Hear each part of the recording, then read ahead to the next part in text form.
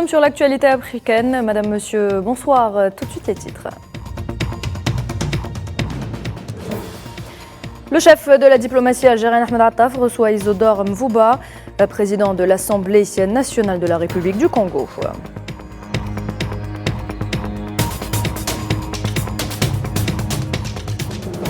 En période de conflit ou de guerre ou encore de génocide, la liberté d'expression souvent remise en question en raison du double standard observé dans les médias mainstream. Zoom sur cette problématique dans cette édition.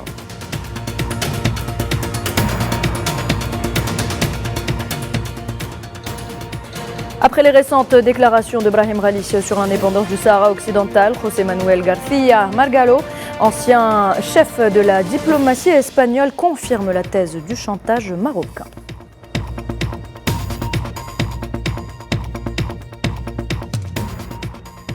Et puis les Tchadiens votent pour élire leur prochain président. Parmi les 10 candidats en lice, Mahamat Déby Itno et son premier ministre et ancien opposant Succès Masra.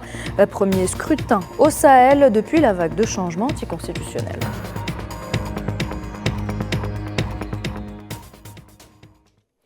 Le chef de la diplomatie algérienne Ahmed Attaf a reçu le président de l'Assemblée nationale de la République du Congo, Isodore Mvouba.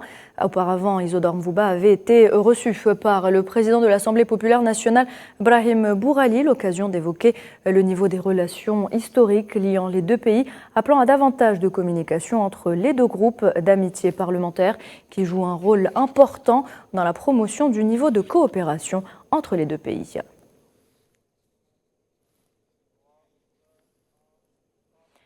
Ahmed Attaf avait par ailleurs reçu hier dimanche à Alger son homologue bahreïni Abdellatif Ben Rachid Azayani en visite officielle en Algérie. Le sommet arabe prévu à Manama constitue sans aucun doute l'échéance régionale la plus importante qui nécessite une communication constante, une coordination continue et tous les efforts nécessaires pour réunir les conditions et les éléments de réussite de cet événement historique de manière à mobiliser les efforts collectifs des deux pays et à orienter le traitement des défis pressants et urgents qui se posent aujourd'hui, affirme Ahmed Attaf. Regardez.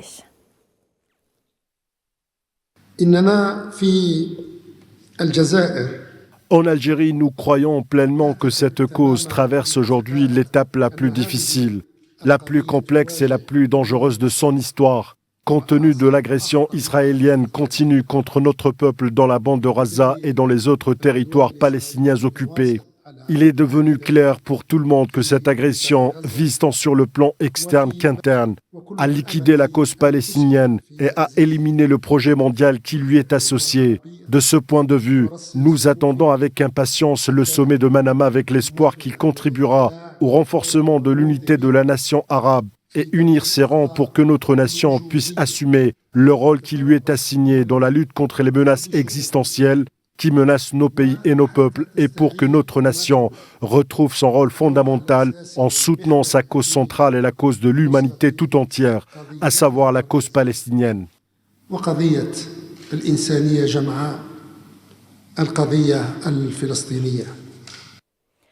Le sommet de Manama, selon Ahmed Attaf, intervient dans un moment d'extrême sensibilité, de crise et de danger pour la nation arabe et pour la cause palestinienne.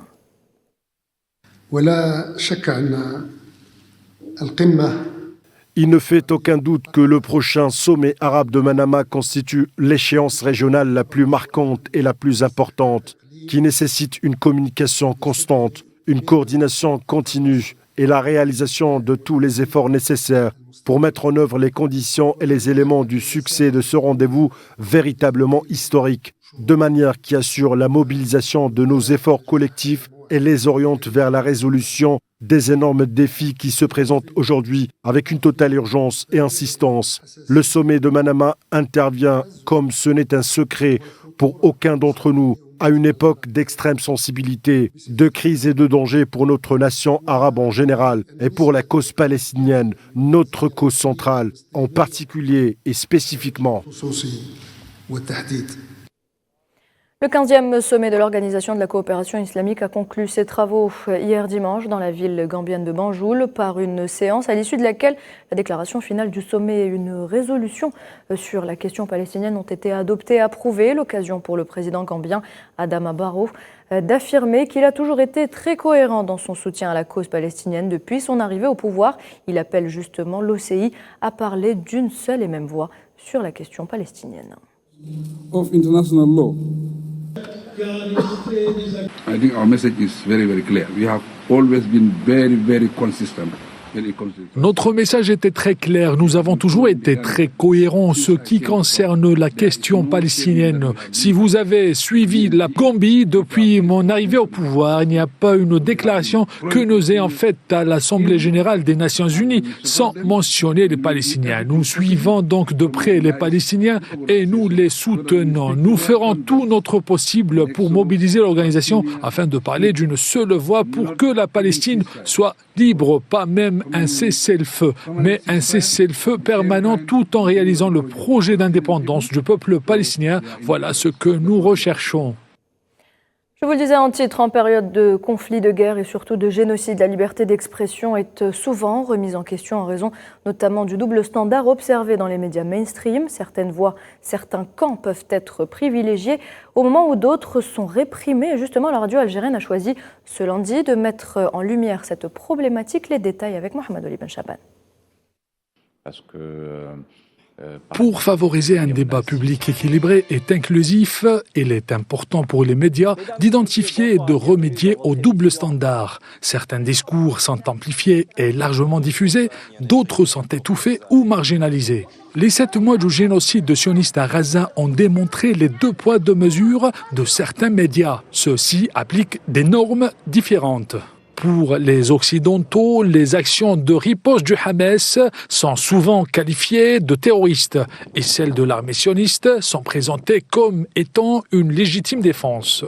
Ce qui se passe actuellement, les charniers de Gaza, et sur lesquels personne ne réagit, et l'Occident ne condamne pas, les Américains ne condamnent pas, et vous savez que nous sommes dans une guerre mondiale de la communication où on essaye de faire passer, comme je l'ai dit tout à l'heure, de faire de la victime un bourreau et du bourreau une victime.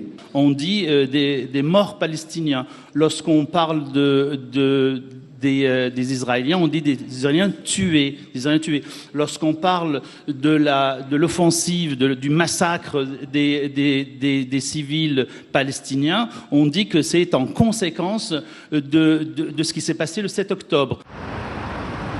Idem pour la couverture médiatique du conflit russo-ukrainien. Cette dernière a souvent été critiquée pour son manque d'équilibre et de nuance.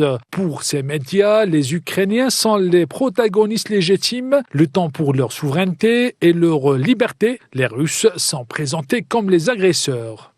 Ce qu'on voit actuellement, par exemple, dans le cas de la guerre de l'Ukraine, on voit un média comme LCI, par exemple, qui est devenu une chaîne ukrainienne. On parle de l'Ukraine à longueur de journée. Si on regarde, par exemple, CNews, c'est une chaîne pro-israélienne, par exemple. On voit tout le narratif.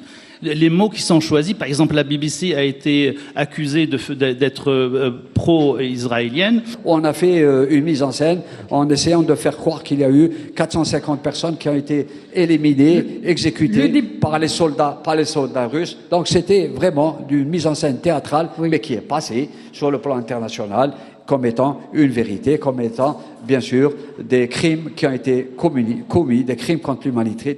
Cette simplification binaire peut obscurcir les réalités complexes des guerres et contribuer à polariser les opinions publiques.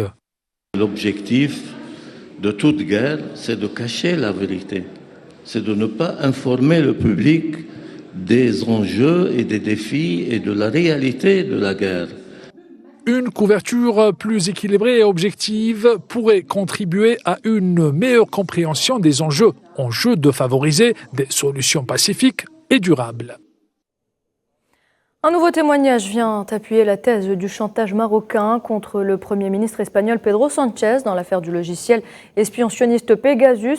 José Manuel García Margallo, ancien ministre espagnol des Affaires étrangères, affirme que le régime marocain détient des informations cruciales qui pourraient enterrer la vie politique de Pedro Sánchez, ce qui explique justement le changement brusque de la position espagnole sur la question du Sahara occidental. Commentaire Hamid Mechri, récit Mohamed Amina Berkane.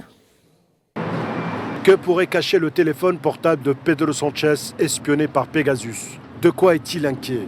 Près de 2 ans après les révélations sur la mise sous écoute du téléphone du Premier ministre espagnol par le programme d'espionnage sioniste Pegasus, le mystère demeure entier.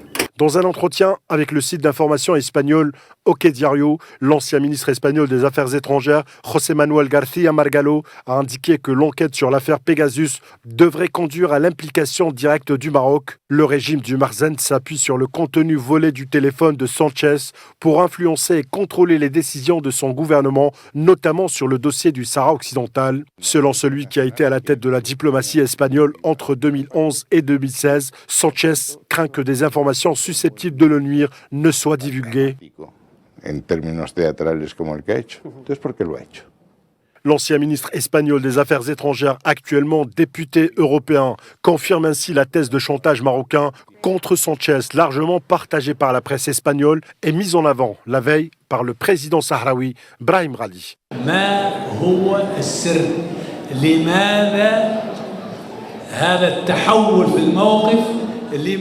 C'est quoi le secret? Pourquoi ce changement de position? Pourquoi ce reniement de la position historique espagnole? Pourquoi cette soumission au chantage marocain?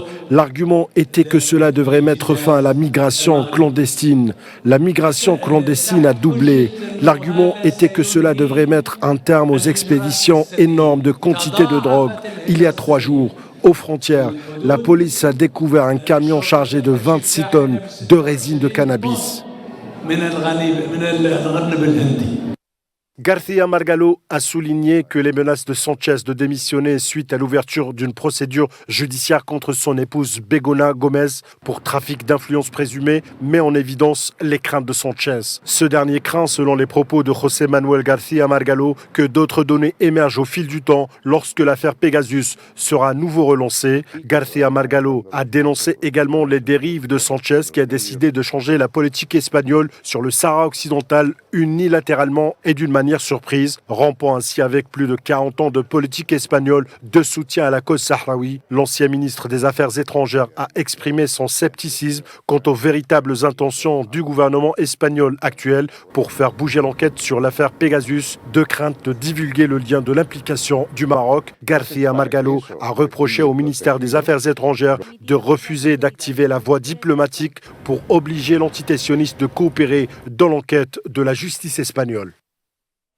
Présidentielle au Tchad, les Tchadiens ont voté ce lundi pour choisir leur prochain président parmi les 10 candidats en lice, dont Mahamat Déby Itno, le président de la transition, et son premier ministre et ancien opposant Succès Masra. Il s'agit du premier scrutin au Sahel depuis la vague de changements anticonstitutionnels. Il mettra fin à la transition qui dure depuis le 20 avril 2021, date du décès d'Idriss Déby Itno. C'est une fierté pour moi et pour toute la délégation d'être là aujourd'hui, ce matin, dans ce premier bureau pour observer. Je dis bien pour observer, que c'est une tâche. Après ici, on ira à d'autres bureaux pour observer. Ce qui est sûr et rassurant, nous voyons déjà que tout se passe dans le calme. Et c'est-à-dire que les Tchadiens ont accepté la démocratie au Tchad. 4 personnes ont été tuées et 2 autres blessées dimanche dans une attaque armée dans le sud-ouest de la République centrafricaine. Des hommes armés assimilés aux éléments du groupe des 3R ont donc attaqué le village de Gazi-Beya, situé à 60 km de Boganangon, une sous-préfecture de la Lobé.